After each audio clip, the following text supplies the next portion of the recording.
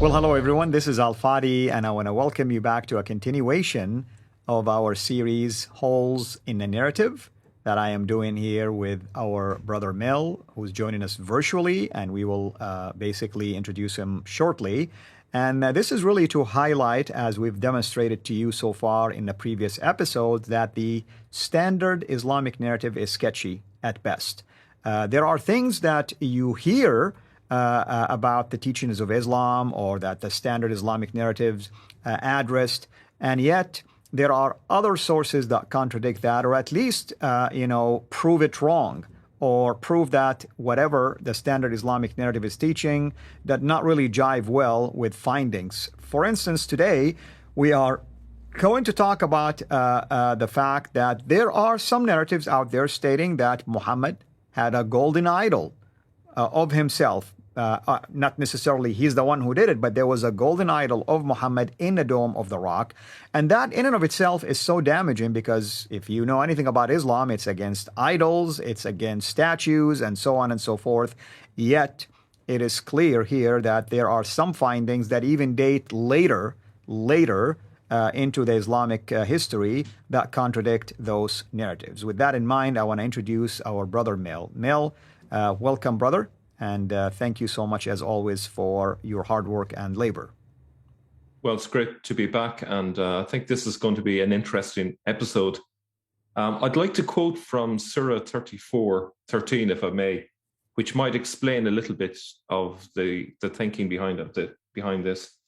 CIRA 34:13, according to one translation I have, and there may be other translations that could be made, but they made for him what he willed of elevated chambers, statues, bowls like reservoirs, and stationary kettles. But what I'm interested in is they made for him what he willed of statues.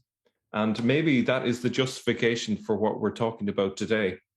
If we think back to the 8th century, moving forward into the 12th century, Islam was a relatively new religion. Nothing was really set in stone.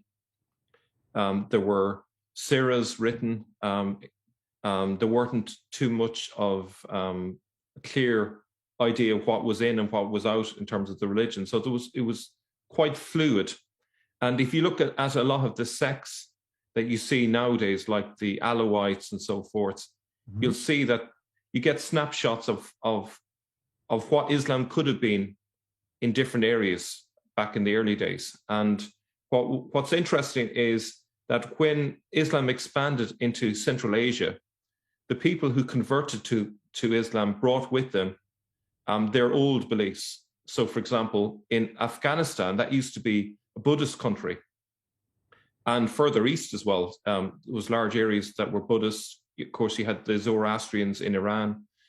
And if you think about the Buddhists, they would have had no problem with having statues. They would have a statue of the Buddha, of course.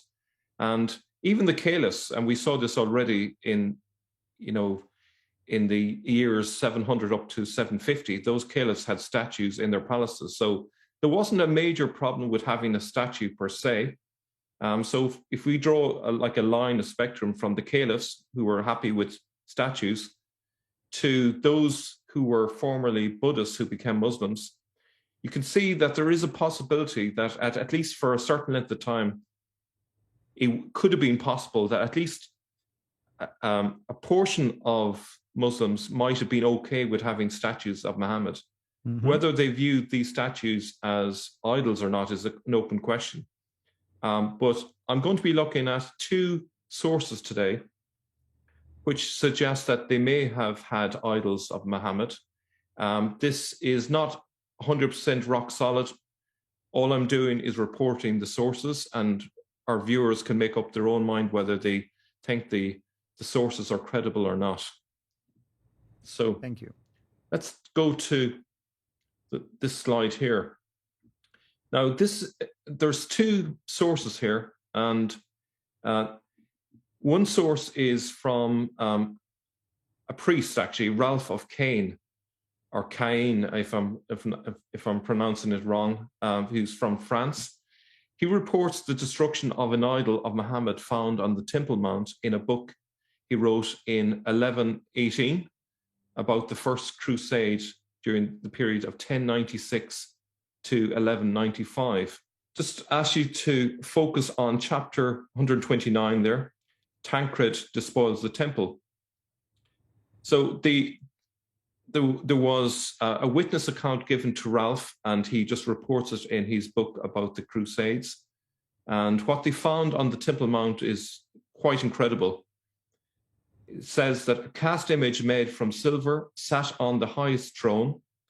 It was so heavy that 6 men with strong arms could barely lift it, and 10 barely sufficed to carry it. When Tancred saw this, he said, "Alas, why is this image here which stands on high? What is the purpose of this image with its gems and gold? What is the purpose of this purple cloth?" For it was an image of Muhammad, entirely covered with gems, purple cloth, and shining with gold. So that's an incredible report. This really goes against the standard Islamic narrative. Muslims are told that in pre-Islamic times there were idols and those were destroyed. And then from the time of Muhammad onwards, Islam was a religion that was vehemently against having idols. But yet we have that report. I don't know if you want to give your reaction to that. Yeah, report. I mean, one thing that comes to mind right away, I wonder if we should really research at some point, myself, yourself, your team, Jay, the origin of this prohibition, actually. When did it exactly start? Because we're noticing that there is a lot of progressive, basically, adaptation or progressive development when it comes to prohibitions or acceptance of certain things. For instance, what I mean by that is like, the idea that prophets are, inerrant or immune from error. That's a later development. So you wonder if up until this point, there were statues of Muhammad. It appears that people knew even how to depict him, right? You do not make a statue of somebody unless you know from previous statues or from previous images how he might have looked, for instance, or what is the image that was accepted, if you wish. And if it was indeed at the Dome of the Rock, that's even more damaging because that's one of those prominent places for Islam and its worship. And it's clearly Islam tries to connect it to Muhammad in a variety of ways. In chapter 17 of the Quran, for instance, in the fact that Muhammad's ascension to heaven came from that place, and so on and so forth. So you wonder if there is any connections between all of those events.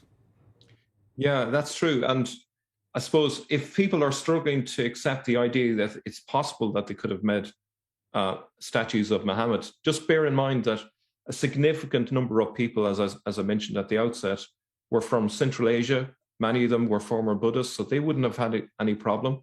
And also there's actual pictures of Muhammad drawn by Muslims from that time as well. So at least that confirms the idea that they were not against the idea of creating images of Muhammad. It's not really that much of a jump from images to statues, because essentially you're only going from a 2-dimensional image to a 3-dimensional image. Unfortunately, my slides have disappeared, so maybe if the team can get... Oh, there we go. Thank you. So this second source is from the Song of Roland, which is a French poem that was begun in 1040 with additions and alterations made up until about 1115. So it's roughly contemporary with this other report. And it refers to a guy called Marsili, whose name is mentioned about 5 lines down there. He is the Muslim leader of the Saracens stationed in Spain. And it says that he calls them together, the barons of Spain, the counts, the viscounts, the dukes, etc. 400,000 he puts in battle array in 3 days. Then he has tambours sounded throughout Saragossa. He hoists Muhammad up to the highest tower. There is not a heathen who does not pray to him and adore him. So what is suggested there is that he is hoisting a statue of Muhammad, and the people there are praying to him and adoring him. This would, I would suggest, confirm the other report of the practice of having statues of Muhammad. Right. This right. this being in Spain. So it is really damaging. It would suggest that the Muslims, at least in those centuries, were comfortable with it. And what's interesting is that the Crusaders brought these stories back and told them widely and made a mockery of Islam on the basis of these stories. And you can imagine how there would have been an attempt to rewrite the narrative and hide these stories if they were true.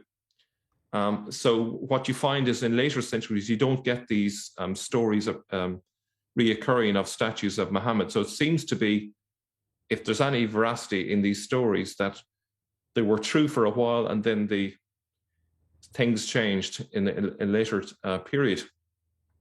That's correct. Now, if we look, and it's an excellent point.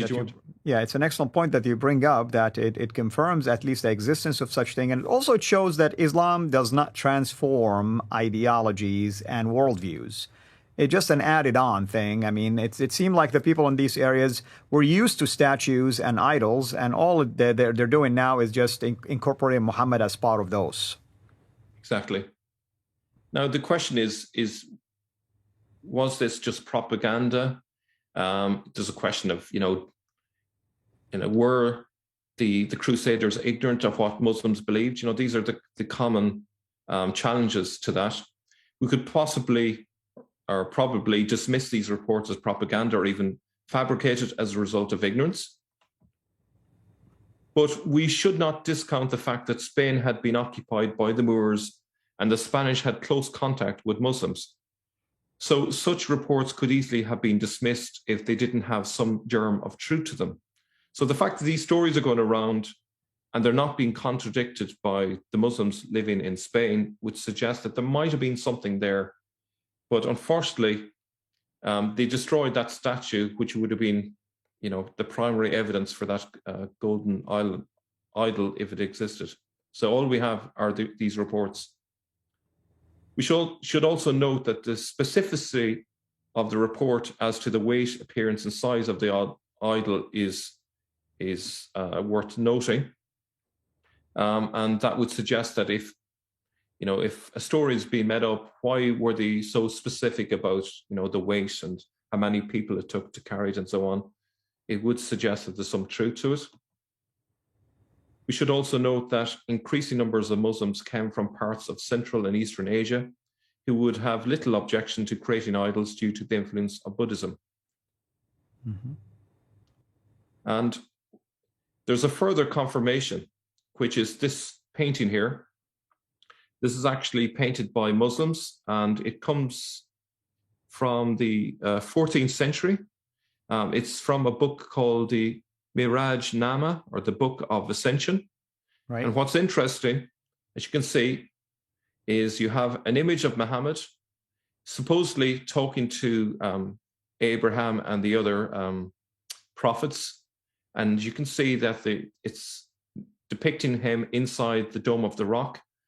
And some people have said, well, actually what's happening is this is a human image of Muhammad being depicted. But if you look at the size of Muhammad, and he's not in the foreground, but he's in the background, and you look at the size of the people in the foreground, what's depicted here is something other than a human form of Muhammad. I think it's fair to say that this would fit very nicely with the story of the idol, especially as you can see in its description, the idol was covered with James' purple cloth and shining with gold. And what do you have in the picture but exactly that purple cloth? Right. So there, this is not conclusive by any stretch of the imagination, but it's an interesting contradiction of the standard Islamic narrative. Once again, showing that the standard Islamic narrative is sketchy. And you can see angelic being next to him. So, who in the world in a human form would have angelic beings? Only Christ, we find out that he has angelic beings who came to serve him. And yet you can see those angelic beings to the left of the photo. And also, like you said, look at the size of Muhammad. He has a halo around his head and so on and so forth. Yeah. And you don't find the halos that I can see, at least, around the head of anyone else there. So Correct. They're clearly making a distinction. Now, if you divinize someone, if you make someone into essentially a god by having like a halo, and you're not depicting anyone else in that manner, that suggests that at some level or other, you're making an idol of the figure. So I would suggest that, there's evidence as I've depicted, 2 Christian sources and 1 Muslim source. And, in the next episode, we're going to see that in the practice of funerals, there is some evidence that Muhammad was treated like a god, someone that you could pray to on your behalf to get your prayers answered before Allah. So that would fit in with this idea of Muhammad being treated as an idol.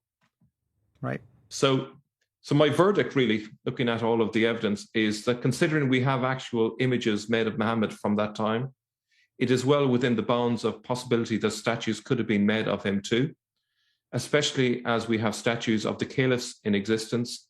It is, in my view, a credible, if surprising, report. That's right. So. Wonderful, brother. And what would be the next one that we're going to talk about? The next one we're looking at is the idea of the mausoleums in early Islam and how that contradicts the standard Islamic narrative. Wonderful. Thank you so much again, everyone. You've been watching our 1 episodes of our series known as, or we called it, the Holes in the Narrative, and the fact that the standard Islamic narrative is sketchy.